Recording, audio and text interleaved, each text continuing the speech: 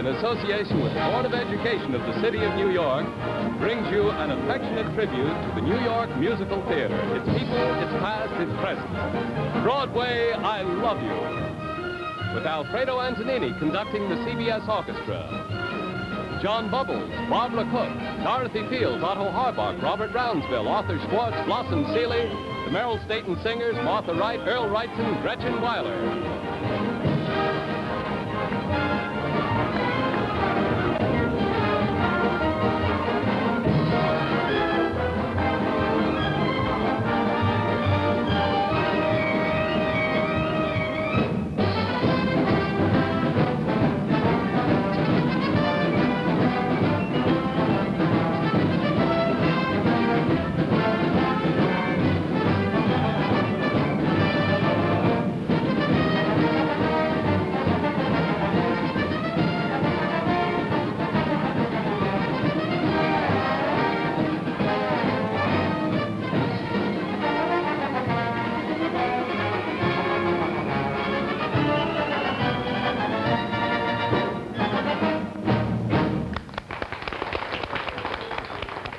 Thank you, Maestro. And your host, Jim Morse. Well, good evening. And a good evening to you, too. For almost a year now, a group of young people from the New York City high schools, the CBS Orchestra, and our wonderful maestro, Alfredo Antonini, and distinguished Broadway personalities of the theater, some of whom are with us tonight, have been taking part in a workshop devoted to the study of the American musical theater. And during all this time, we've discovered such wonderful and exciting things about the musical theater, the New York musical theater in particular, that we thought it should be documented or recorded or put down in some way that you might share it with us and perhaps fall in love with it as we've done. Well, so here it is. Some of the things, now not all of them because we couldn't possibly get all of them into a single hour, but this is our tribute to our musical theater right here in New York. And right now, at the start of the new theater season, there are about, I think, 10 musicals on Broadway right now. Can you name some of them for me? All right, Edie? Well, My Fair Lady. Jane? Hello. The Music Man. Bye-Bye Birdie. Yes? Gypsy. Take Me Along.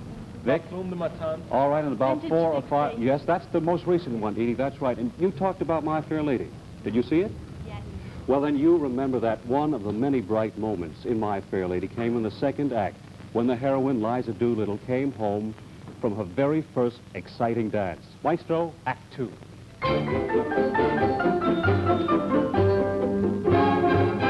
could have danced all night, I could have danced all night, and still have begged you for a boy.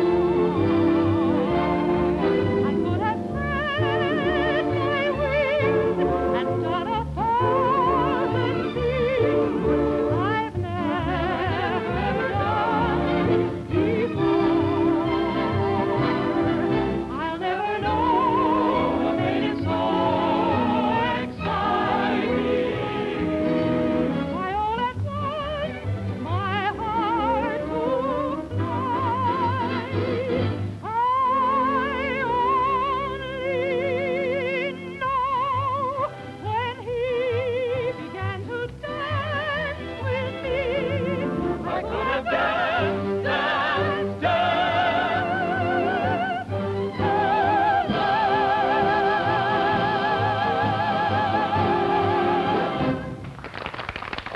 Thank you, Martha. Well, of course, we must remember that the polished New York musical as we know it today didn't just happen overnight. It took about 100 years to develop, as we found out, in the workshop. And back in those early days, in the latter part of the 19th century, the New York Theater District was located down around the Bowery. And New Yorkers had a wide variety of musical entertainment to choose from. Vaudeville, musical farce, burlesque, and remember, in those days, burlesque meant to parody or spoof a familiar topic. And we had the extravaganza. And one of the most extravagant extravaganzas of the day was the Black Crook that had scenery moving up and down and sideways and thundering herds of elephant moving across the stage and flaming volcanoes and boiling cauldrons and a plot so complicated that it would confuse even an Albert Einstein, but I'd like to read it for you if I may. Now, the Black Crook opened at Niblo's Garden at Broadway and Prince Street in 1866, and there are 4 important characters. Herzog, the Black Crook, Rudolph, not yet Sam, Rudolph, our hero, a painter, Amina, our heroine, a bucolic belle, and a certain Count Wolfenstein. Now, Sam, Herzog, the Black Crook, makes a pact with the devil, agreeing to deliver one human soul each year just before midnight on New Year's Eve. Count Wolfenstein kidnaps Amina, and through brilliant skullduggery, imprisons Rudolph in a dark, damp, deep dungeon. But Herzog, the Black Crook, decides to make Rudolph his victim for the year, and with his magical powers, frees Rudolph from the dark, damp, deep dungeon. He cleverly persuades Rudolph to hunt for some hidden treasure, but en route through the forest, Rudolph saves the life of a dove from the jaws of a serpent. The dove is in reality a fairy queen who exposes Herzog's plan. Count Wolfenstein is killed, Rudolph marries his beloved Amina, and Herzog, the Black Crook, is carted off to Hades by the devil. End plot. Now that's a concoction. All right, applaud me if you will. You might start me on a whole new career. Just be careful now. But in those days, Broadway was a bustling city even then. And Maestro, remember After the Ball, that beautiful song of the day? And, of course, the other number was The Band Played On. And if you were a pedestrian in those days, you had to dodge trolley cars on the streets at Broadway and Cortlandt Street. And in the 1880s, the electric trolley car made its first appearance. A new ride was introduced at Coney Island, that dizzy, heart-pounding roller coaster. And in 1883, the Brooklyn Bridge was completed. In that same year, the Metropolitan Opera House was dedicated at Broadway and 39th Street with a golden curtain going up on a performance of Gounod's Faust. The burlesques of Harrigan and Hart were packing them in at the Theatre Comique at number 314 Broadway. And for the first time, wholesome family vaudeville was presented by Tony Pastor at his music hall, featuring such stars as Lillian Russell, Weber and Fields, and the Four Cohans. And another hit burlesque was A Trip to Chinatown in 1893 that offered such characters as Well and Strong, Ben Gay, Tony Gay, and his brother Brashley Gay. And the hit song of the show was an interpolated ballad called After the Ball, made famous by that peerless baritone, J. Aldrich Libby. After the ball is over, after the break of dawn, after the dance is leaving, after the stars are gone, many a heart is aching. If you could read them all, many the hopes that are vanished after the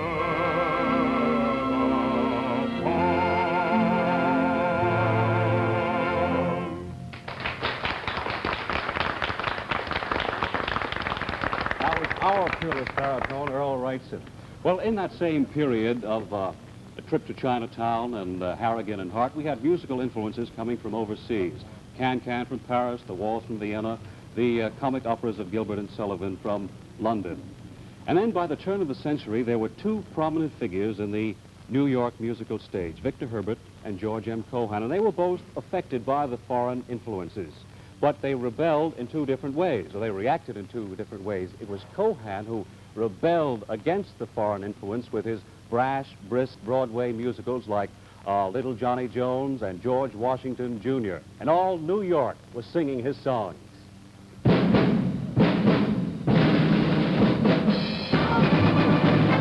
I'm a Yankee Doodle dandy, Yankee Doodle did or die. A real life nephew of my uncle's land, born on the 4th of July. I got a Yankee Doodle sweetheart, she's my Yankee Doodle Joe. Yankee Doodle came to London just to ride the pony. I am the Yankee Doodle, I am the Yankee Doodle, I am the Yankee Doodle boy.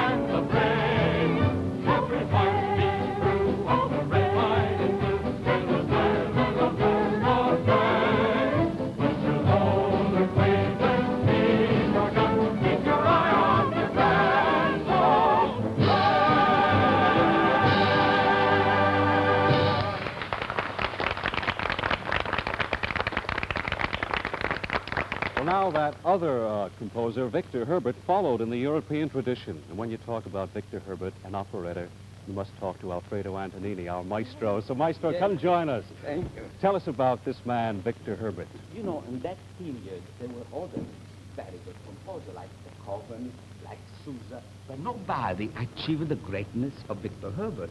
Do not minimize Victor Herbert on account of his musical comedies. You know, he wrote a beautiful opera, Natoma. Beautiful concerto for cello should be played much more. A beautiful rhapsody, Irish rhapsody. But we can't do any of the serious works That's what tonight. I'm afraid. Could you give us a medley of Victor Herbert operettas, maestro? Yes, we'll kiss him again and Moonbeam. Very, very nice.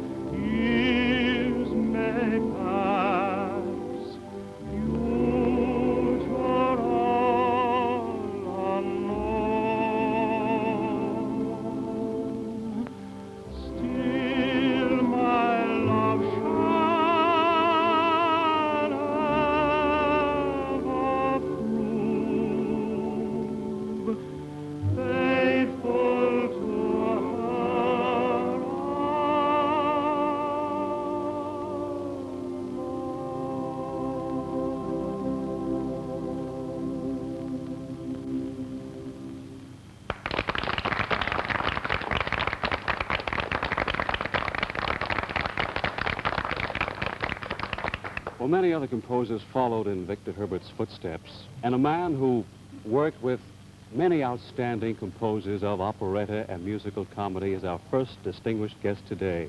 He is the Dean of American Librettists, Mr. Otto Harbach. Hello, Otto.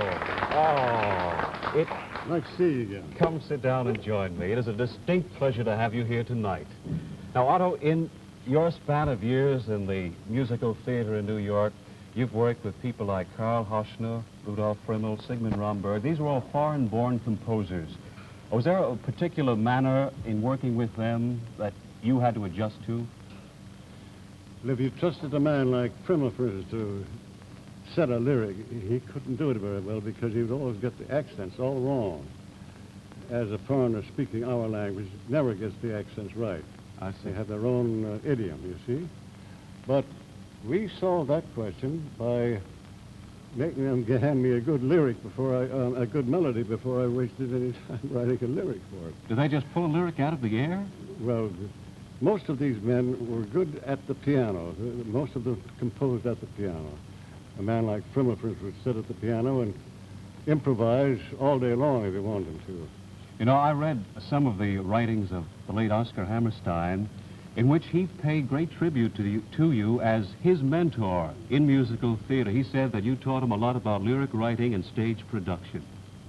Yes, that was an idea he had. I don't know exactly where he got it, but we worked together for a long time. Yes. Sometimes people have wondered when they would see a show with book and lyrics by Harbach and Oscar. Yeah. They said, well, how do they work together? How can you write a lyric together? Well, we did it this way. Sometimes I would write a lyric and hand it to him and say, do with it what you want. And he would do the same thing with me. Or at other times, we would just sit and throw lines at each other. Well, this afternoon when we were chatting, you told me about a song called One Alone. Yeah, One Alone was written one day in a car driving around Westchester County. And we wrote it in that way. Before we got back, we had the words written just as they're being sung now. Well, Otto, I want you to sit right here for just a moment and enjoy two songs that you've been associated with. The Sympathy duet by Primmel and One Alone by Sigmund Romberg. That's fair enough. All right.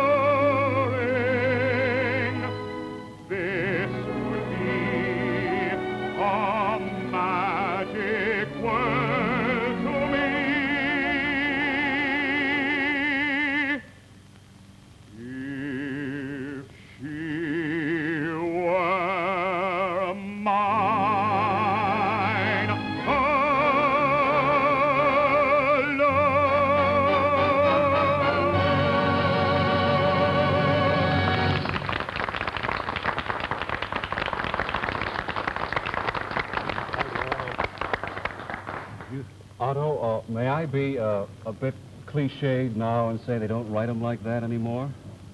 Because they don't. Well, if you want to risk your life on the subject. I do. All right. Now, you had a very grand association with Jerome Kern. Was writing lyrics with Kern different from writing with Romberg and Frimmel and Hoshner? Well, I think it was much easier. In what way? Well, Kern wrote very casual melodies. They sounded like glorified conversation. It was so easy to write the words that would fall into the natural rhythm and cadence of his melody. Might you have one example of what you mean? Well, I think a good case in point was Smoke Gets in Your Eyes. Would you read that for us, recite that for us tonight? Well, you know what you're getting your info. I sure do, Well, Otto. I had the idea before he gave me a melody. I had the title, which of course was Smoke Gets in Your Eyes, and your heart's on fire, smoke is in your eyes.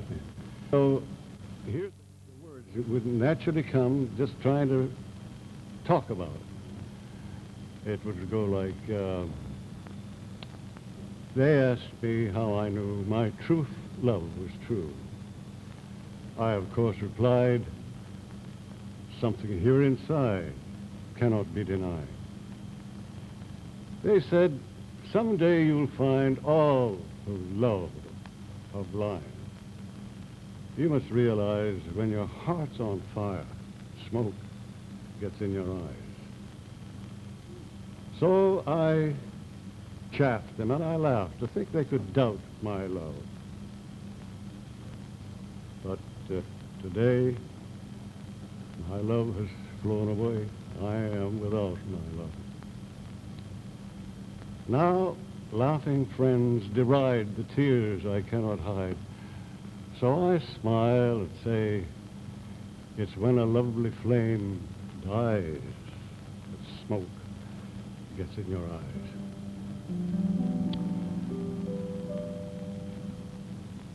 They asked me how I knew my true love was true.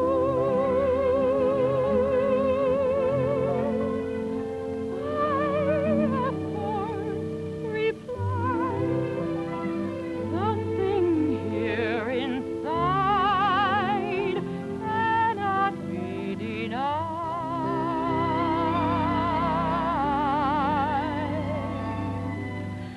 They said, someday you'll find all who love are blind.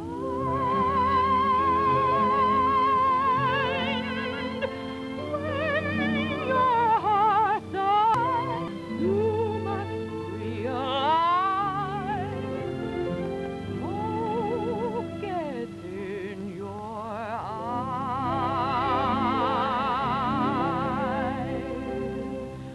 So I chaffed them and I gaily laughed to think they could doubt my love. Yet today my love has flown away. I am without my love. Now laughing friends deride tears I cannot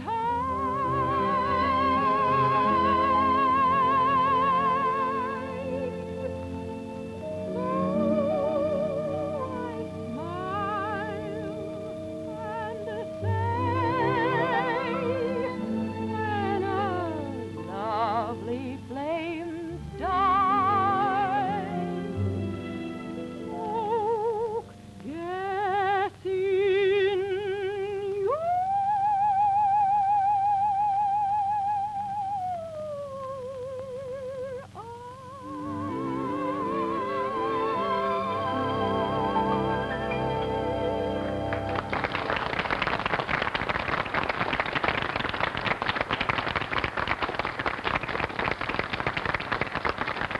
Isn't that beautiful, Earl?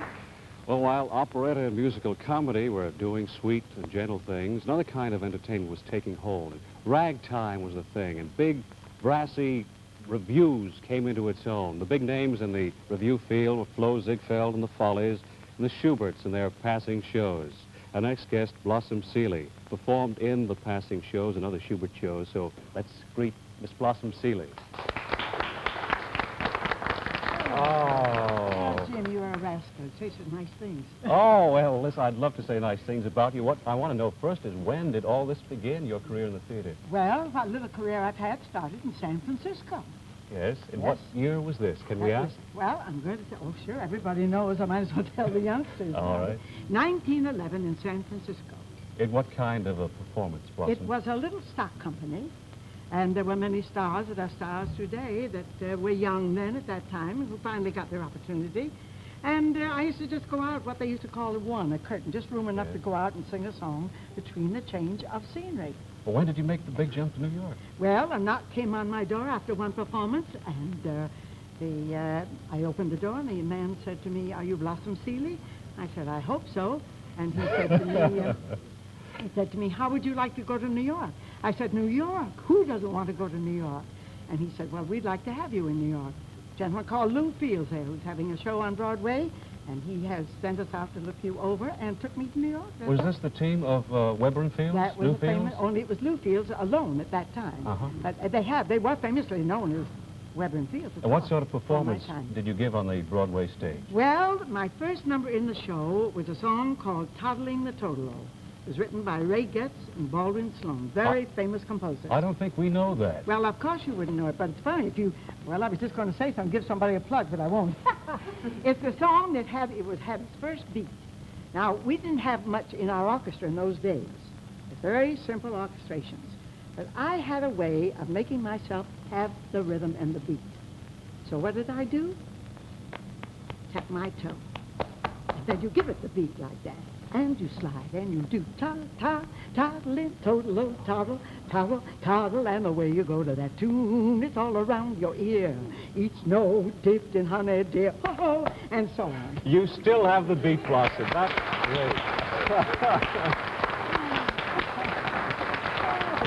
Now, you were in the passing shows. What were some of the other Broadway musicals? The passing shows at the Winter Garden I told you about. I was also in Stop, Look, and Listen. That was an Irving Berlin production at the Globe Theater. I was also in a show called Town Topics, which was at the Old Century Theater. I did Girl Crazy in Chicago while Miss Merman was doing the show here at the Alvin Theater.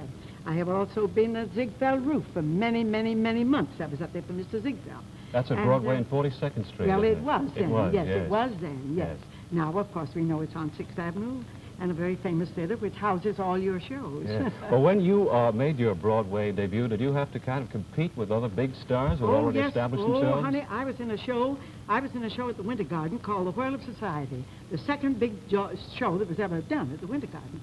And Mr. Jolson, Al Jolson, Nora Bayes, Marion Harris were all in the cast, so you had competition. You didn't have it to yourself. Exactly. You have to know that you had something to offer. Well, we know all these names, Blossom. You stay right here with me, and we'll be back in just 1 minute.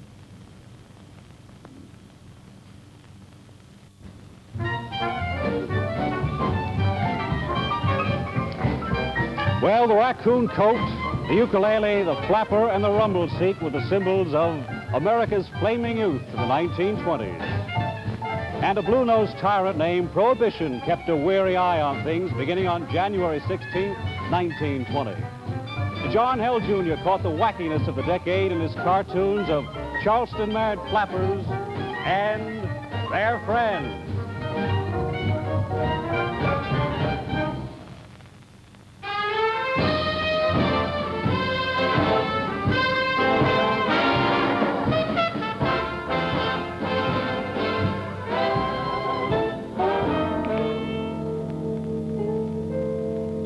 A gal they called a Chippy. She was a gal that they knew too well. She was a miss in Mississippi, but now she's a mademoiselle.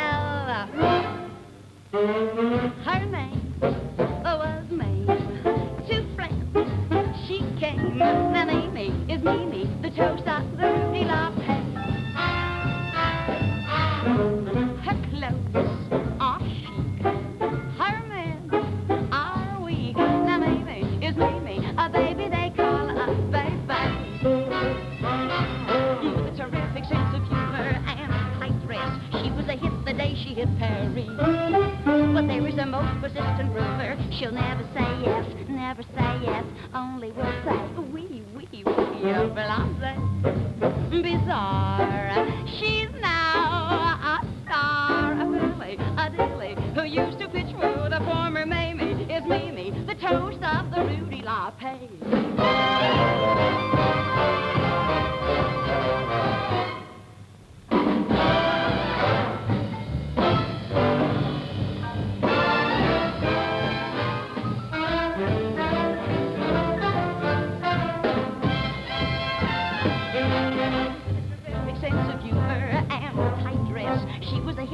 She hit Paris. But there is a most persistent rumor, she'll never say yes, only will say oui, blase. Bizarre, she's now a star, a dilly, who used to pitch woo, a former this and that, just like me and you, but little Mamie, now Mimi Portrait.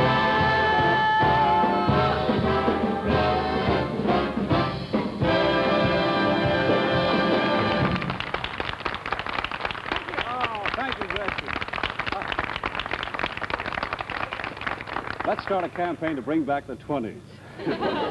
Well, for those of you who may have joined us, we've been recalling magic moments from New York's musicals that date back to 1866 in the Black Crook. And now we're in the roaring 20s, the jazz age. But despite that frantic beat, composers like Irving Berlin and George Gershwin and Vincent Youmans were still writing lovely ballads. Maestro?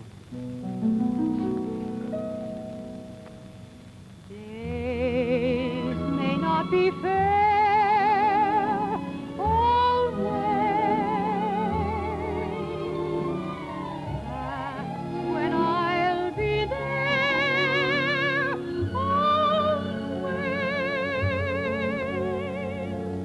Not for just an hour, not for just a day. Not for just a year,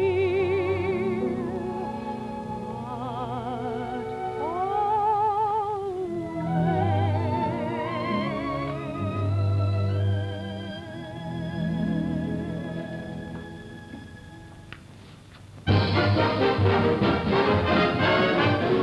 When you're down and out, lift up your heads and shout, there's gonna be a great day.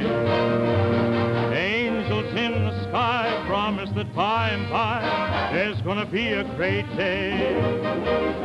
Gabriel will warn you some early morn, will hit his horn. Luton, it's not far away. Hold up your hats and say, there's gonna be a great day.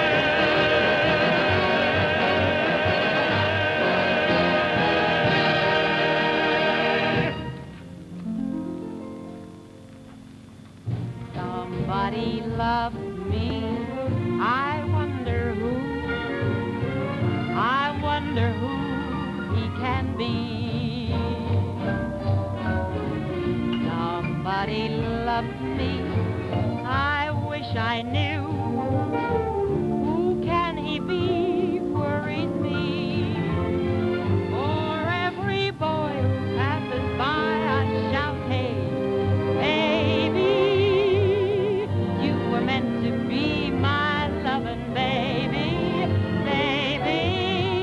Somebody loves me, I wonder who. Maybe it's you.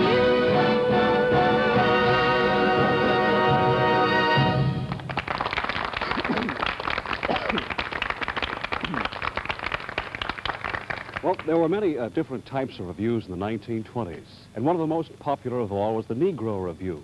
And the best of the type was Lou Leslie's Blackbirds of 1928. with a score written by Jimmy McHugh and Dorothy Fields. And Dorothy Fields is one of the very few women to have reached success in a field generally reserved for men. So let's talk to Dorothy Fields about that. Hello, Dorothy. Oh, it's nice to have you here. The field. Indeed, yes. You know, on the first part of the program, Blossom Seeley mentioned Lou Fields, who was your father. That's right. And you come from a distinguished theatrical family. Well, there were a lot of us. Well, name Well, two there was my others. father, Yes. who you heard about, Pop from Blossom, and then Joseph Fields, who is a well-known playwright, and Herbert Fields, who worked with me and collaborated with me before he died, and many years before we worked together. Well, were you groomed from the theater since you were that high? Oh, no. No? No, Pop had a very dim view about his kids going in the theater, and so only 3 out of 4 of us landed in the theater. Well, for a young lady who wasn't headed toward the theater, you have been associated with some of the top Broadway musicals. Will you recall some of those for us You mean as a the lyricist? composers or the plays? Well, both. Well, I've worked with 11 composers. One of my favorite composers, Arthur Schwartz, is here tonight. I've worked with Jimmy McHugh, Jerome Kern, Sigmund Romberg, Fritz Kreisler, Harold Arlen, Harry Warren, Morton Gould, Albert Haig. Give us a half-dozen top musicals. See, I can't get along with anybody. I think you wear them out probably with your writing, Well, they have don't to you? keep changing all the time. I can't stand me getting them up so early in the morning. What were some of the top Broadway musicals you've been associated Well, the last one was Redhead, and then Herbert and I did the book for Annie Get Your Gun. Irving Berlin, as you know, wrote the score. Then we did, Arthur and I did the score for Tree Grows in Brooklyn, which is having an off-Broadway production. A revival that sounds very exciting. We're going to look forward to that, certainly. And up in Central Park, Mexican Hayride, Let's Face It. Mm-hmm. And Well, you know, a lot of others in the early years that What I about wouldn't think of. what about the one I mentioned from the early days, the Blackbirds of 1928? That was my first show. And there is a song from that that is a standard, a classic in the field. I Can't Give You Anything But Love, Baby. What about writing that? How did that all happen? Well, it was thrown out of one show. It was thrown out of Del Mar's Rebels. We were asked to write a song about a poor little girl and a poor little boy, and they were sitting on the cellar steps, and the poor little girl was Patsy Kelly, and the poor little boy was Bert Law.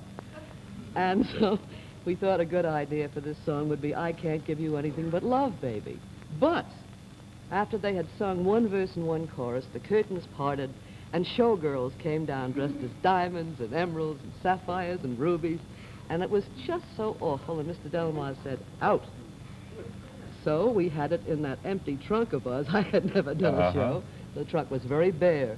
We put that at the bottom, and then when Lou Leslie asked us to do Blackbirds, we took it out.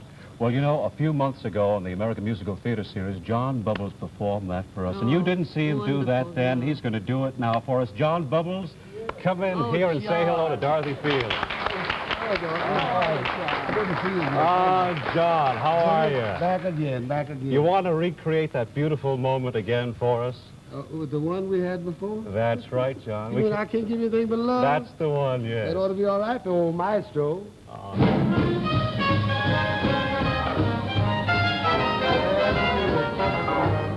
can't give you anything but love, baby. That's the only thing I've plenty of, baby. Dream a while, scheme a while, you're sure to find happiness, and I guess all the things you've always longed for. I'd like to see you looking swell, baby. Diamond bracelets, Woolworth doesn't sell, my little baby. Until that lucky day, you know darn well, baby, I can't give you anything but love. I am. Oh, move me lightly. Make him talk, John. Baby, that's the only thing. Keep a while, you sure to find happiness, and I guess I like to see it looking swell, oh, baby. Diamond bracelets, woman doesn't sell, my little baby. Until that lovely day, you know my baby.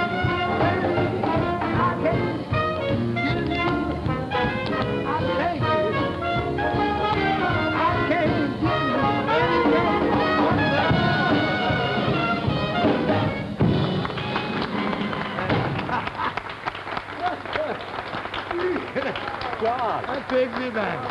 How do you... Takes me back. Look at it. He's not even huffing and puffing. How do you do it? What is there about dancing?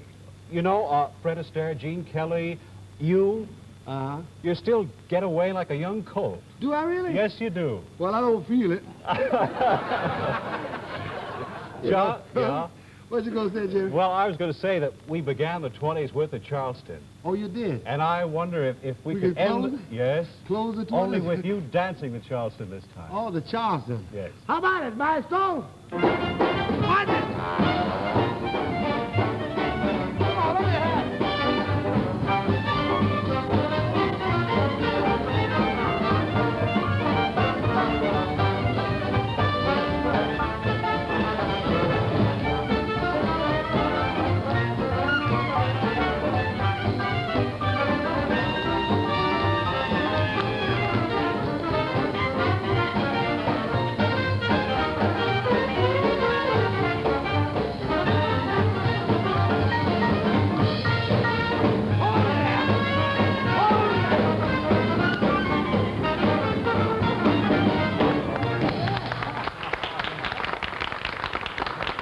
Thank you, John. And Dorothy, thank you for joining us tonight. Thank you very, very much. Well, those roaring 20s ended with a big bang when the stock market crashed on October 29th, 1929. And New York and the rest of the nation had to face the grim realities of the 1930s. The unemployed stood in bread lines. And the nation's theme song was Jay Gorney's Brother, Can You Spare a Dime? Apple sellers were on every street corner, but radio was booming and people stayed home to listen to Amos and Andy, Jack Benny, Fred Allen, Gertrude Berg, Al Jolson, Burns and Allen, Rudy Valley, Kate Smith, that's her over on the right, and Bing Crosby. And 1/3 of New York's 68 theaters were closed, and 25,000 actors were unemployed. Well, the Depression also brought with it a reaction against that lavish review, and the result was a series of intimate reviews called The Little Shows. And the outstanding team in the field of intimate reviews was Arthur Schwartz and Howard Dietz. And the music part of that team is here with us tonight. Here is Arthur Schwartz. Hello, Arthur. Oh, thank you for joining us tonight. Tell me, why did you select the intimate review as the form that you worked in those early I guess days? it was partly because what Dorothy Fields was talking about a few minutes ago. You remember she spoke of anything, I Can't Give You Anything But Love, and the curtains parted, and a whole bunch of showgirls with sapphires? Yes. Well, we felt that the audiences were getting tired of those showgirls. As some wit put it, he said, why is it that all pretty girls look alike? And after a while in these Ziegfeld shows and George White shows, they started to look alike.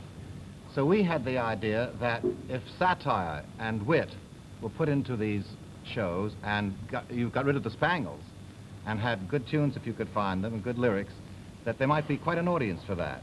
And it turned out that there was. Well, after you completed the Little Show series, were there other reviews on your schedule with Arthur Schwartz, with Howard Dietz? Well, there was one called Three's a Crowd with Fred Allen and Clifton Webb and Libby Holman, and then The Bandwagon with Fred Astaire and Adele Astaire, yes, and quite a star-studded cast. It was Frank Morgan. And then after a while we did Inside USA. That was quite some years later. 1948, 1948. Wasn't it? Well, you know, Gilbert Seldes once said that a good review, pleases the eye and the ear and the pulse. And then he said, a very good review also pleases the mind. Well, what do you think of that? I agree with him completely, and we were striving for that, and other people were too, in doing the intimate reviews, as distinguished from the great big spangle reviews, which only had showgirls and costumes to boast about. Mm-hmm. We thought there was quite an audience for it, and we were delighted that there was. Do you think the review is dead today? I think that it is harder to get an audience for a review because you people in television are giving away a review every night for nothing, and a lot of it's very good. Uh-huh.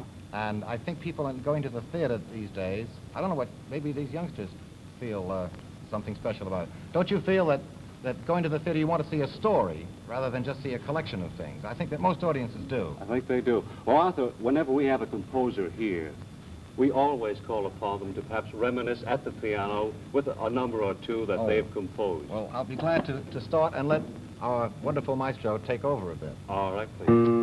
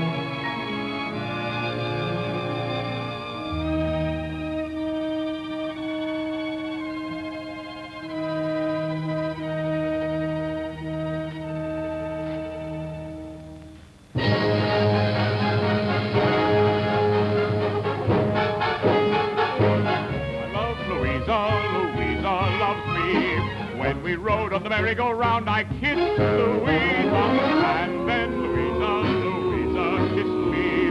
We were so happy and free. Oh my, but she's a beautiful Louisa, and when I choose her, I never lose. Someday Louisa will be more than just a Fräulein to me. He loves Louisa loves him. When they rode on the merry-go-round, he kissed Louisa, and then Louisa kissed him. We were so happy and free. Oh, my Louisa, beautiful Louisa. And when I choose them, I never lose. Someday Louisa will be more than just a Fräulein, more than just a Fräulein, more than just a Fräulein to me.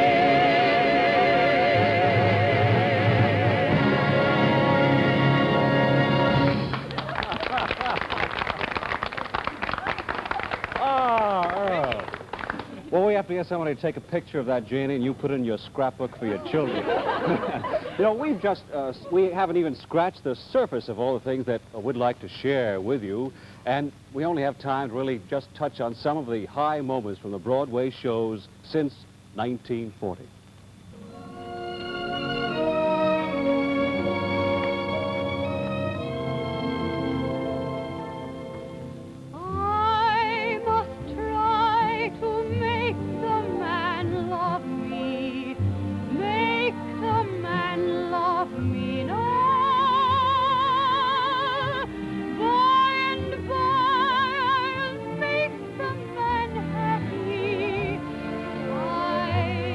No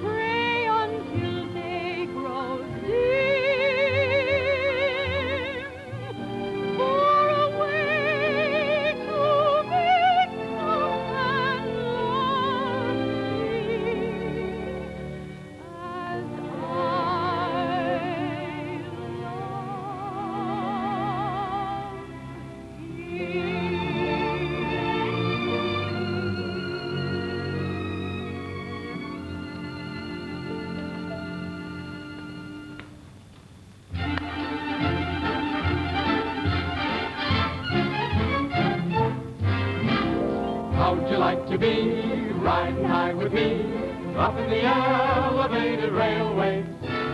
Higher than a kite, we could be tonight up in the elevated railway. We know, of course, that we could take a horse car, but who wants to travel in a snailway?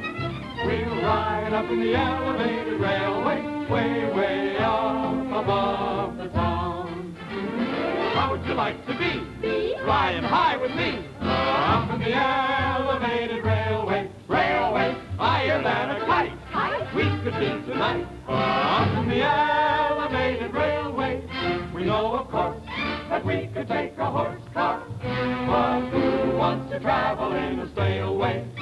We'll ride up in the elevated railway. Hey! Come on, let's go. Look down below. Way up.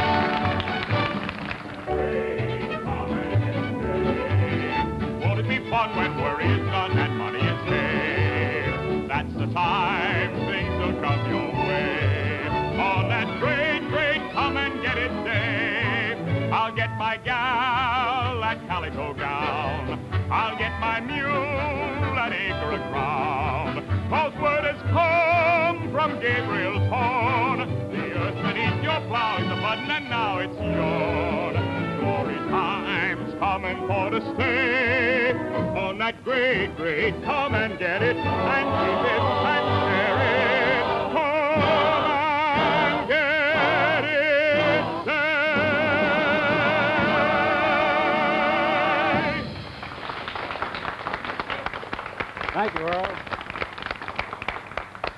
Well, I'm sorry, but that's it. 100 years on Broadway, 100 years of the musical theater. And it's no wonder that all of us say, Broadway, we love you. Maestro?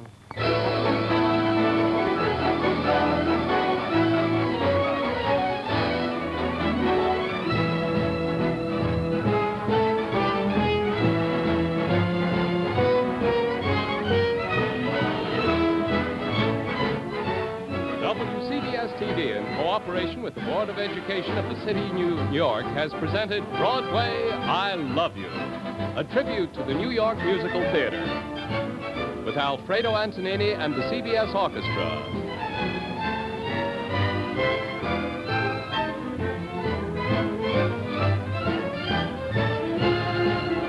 John Bubbles, Barbara Cook, Dorothy Fields, Otto Harbach, Robert Rounseville, Arthur Schwartz, Blossom Seeley, Merrill Staten Singers, Martha Wright, Earl Wrightson, Gretchen Wyler. And your host, Jim Morris.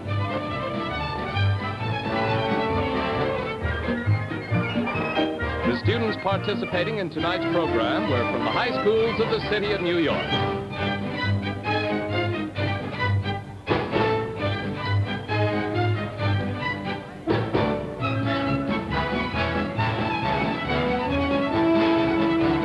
This has been a presentation of the WCBS TV Public Affairs Department.